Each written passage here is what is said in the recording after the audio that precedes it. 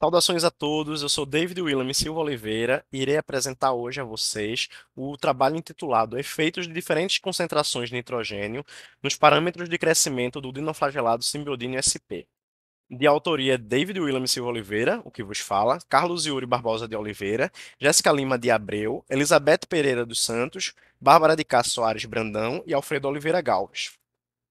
Somos da Universidade Federal Rural de Pernambuco, Departamento de Pesca e Aquicultura, vinculados ao Programa de Pós-Graduação em Recursos Pesqueiros e Aquicultura, membros do Laboratório de Produção de Alimento Vivo, sob coordenação do professor doutor Alfredo Oliveira Galves.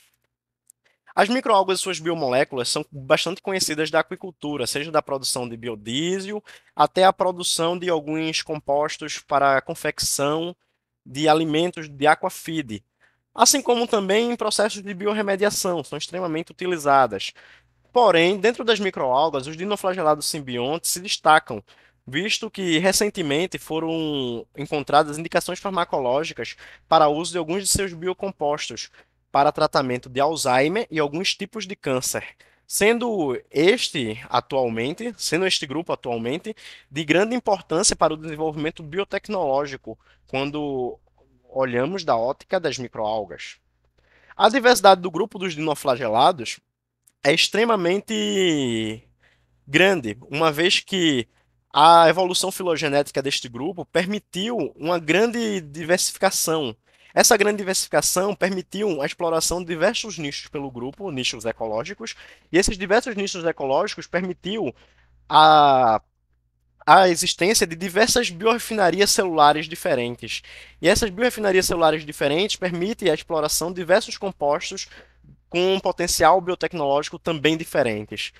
Porém, em contramão a isto, a esta vantagem, uma desvantagem da diversidade do grupo vem da falta de informações de cultivo, visto que a grande diversidade impossibilita atualmente informações concisas que possam ser compartilhadas entre esses grupos, principalmente uma vez que os grupos que causam danos a situações produtivas, por exemplo, grupos que causam marés vermelhas, são muito mais estudados do que grupos simbióticos, grupos como o simbiodínio que vivem em associação a recifes de corais, fazendo com que isso traga a falta de informações de cultivo.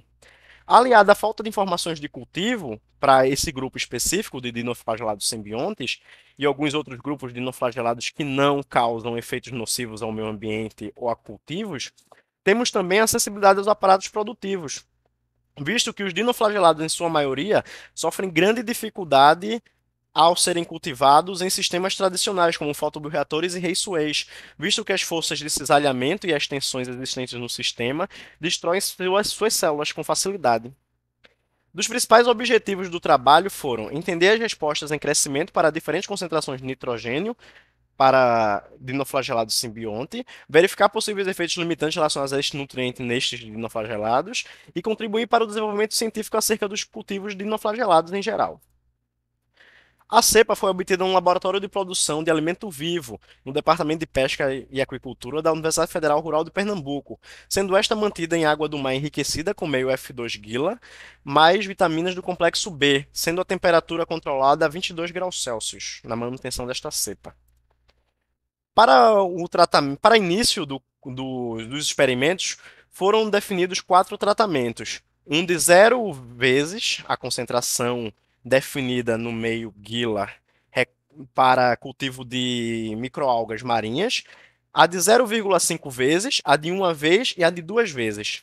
Sendo esses tratamentos realizados em triplicata e estas triplicatas submetidas a tratamentos sucessivos para garantir maior fidelidade nos resultados, visto que quando trabalhamos com meios de cultura, há esse risco de criarmos viés nos dados caso não optarmos por essa desculpe, suscessividade de cultivos. Foi utilizado iluminação constante em 300 micromol fotos por metro quadrado segundo por 24 horas e foi utilizado um inóculo de 5 vezes 10 a quarta célula por ml. Foram realizadas também contagens a cada 3 dias para a confecção da curva. Curva esta com decaimento de aproximadamente 21, 22 dias. A densidade celular máxima foi estabelecida ao fim, assim como a velocidade de crescimento, a taxa de crescimento específica e o tempo de duplicação, de acordo com Stein. Após a verificação de todos esses dados e as curvas de normalidade e homogeneidade, foi realizada a análise de variância com nível de significância de 0,05%, utilizando-se pós-hoc de Tukey em software R. Aqui estão imagens do cultivo inicial, sendo posteriormente exibida essa imagem com um cultivo com aproximadamente 7, 8 dias. E essa outra imagem do cultivo sucessivo também com 7 8 dias, onde podemos notar que o tratamento 0 vezes não conseguiu evoluir suficientemente. Podemos verificar aqui nos resultados que o tratamento 0 foi removido, uma vez que ele não chegou ao fim do cultivo sucessivo do subcultivo. Ele não conseguiu chegar ao término do subcultivo. O resultado foi distribuído em parâmetros DCM, K, Mi, TD e os tratamentos meio, uma e duas vezes, sendo os resultados apresentados com valores médios e seus respectivos desvios padrão. Para DCM, podemos verificar que para uma vez e duas vezes, os resultados foram iguais estatisticamente, enquanto a maior DCM foi encontrada a 0,5 vezes, resultado esse provável, uma vez que em situações de depleção de nutrientes, alguns autores afirmaram para dinoflagelados que estes podem gerar uma maior DCM, maior densidade celular, em função de visando um futuro encistamento nessa situação de depleção de nutrientes. Para cá, podemos verificar que o maior valor foi encontrado duas vezes, enquanto em uma vez foi encontrado um valor intermediário e em 0,5 vezes foi encontrado o menor valor, sendo esses valores estatisticamente correlacionados de forma linear, o que foi verificado também por outros autores em outras microalgas quando estimulado o uso de nitrogênio. Foi vista essa linearidade, que já foi vista aqui também por meio da estatística. Para mim, foi visto um resultado atípico com relação a outros autores, uma vez que os resultados foram iguais entre todos os tratamentos estatisticamente.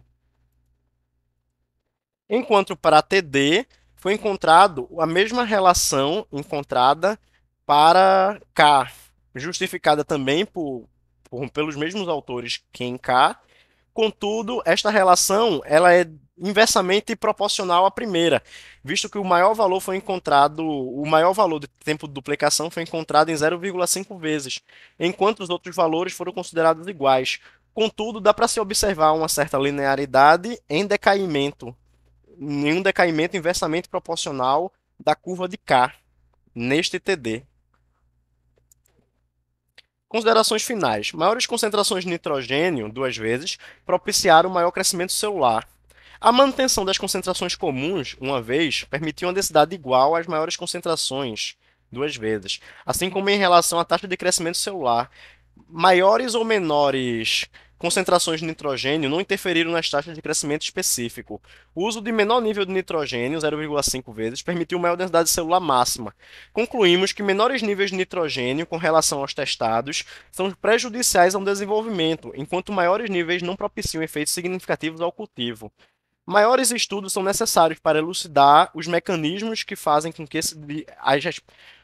para elucidar os mecanismos deste dinoflagelado contra a resposta de nitrogênio. As referências estão disponíveis nesse link, caso solicitado, e obrigado pela atenção.